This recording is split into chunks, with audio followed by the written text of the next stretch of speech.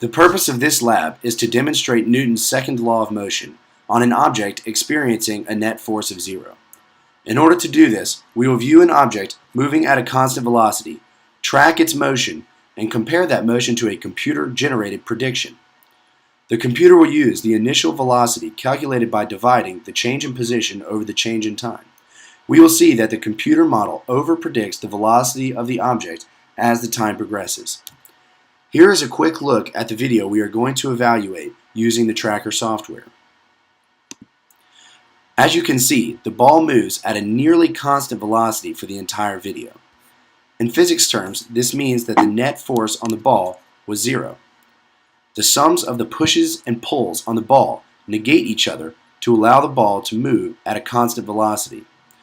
As you can see by looking at Newton's second law, when F net equals 0, the velocity will remain constant. As you can see, when F net is 0, this entire side of the equation will be 0, allowing the initial velocity to equal the final velocity. Now we will look at the video being analyzed in Tracker.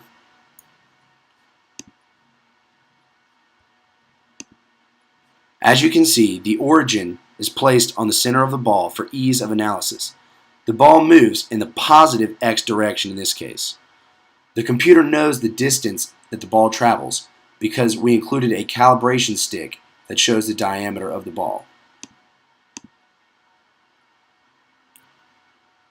In each frame, the center of mass of the ball is marked directly in the center of the ball. This is because even as the ball moves, the center will remain the same. These tracker points allow the computer to model the movement of the ball over time. You can see the points being tracked here on the charts and in the graph.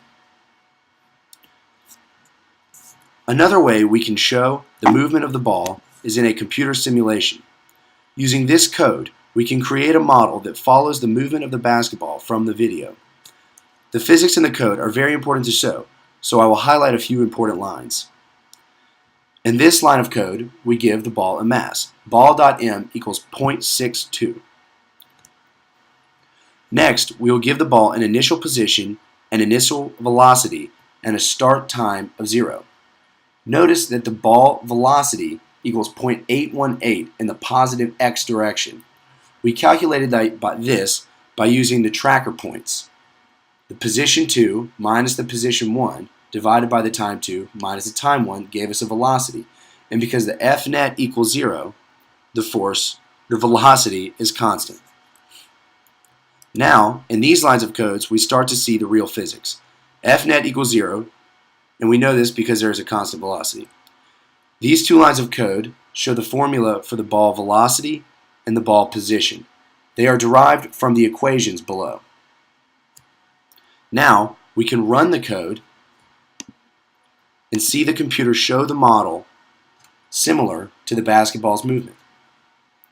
The next step of the process is to compare the experimental data from Tracker with the data we got from the computer.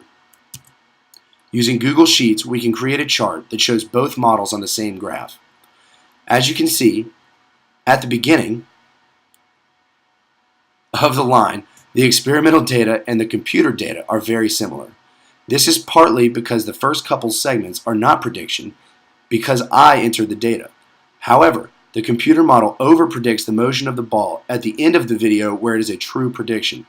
This can be explained by user error, friction slowing the ball down, and other forces acting on the ball to make the net force unequal to 0. If the net force was in the positive x direction, the ball would have accelerated and the computer model would have underpredicted the motion of the basketball. After analyzing real-life videos and comparing them to computer models, we can see that it is difficult to attain perfect constant velocity and perfect physics, but it is still interesting to analyze real life.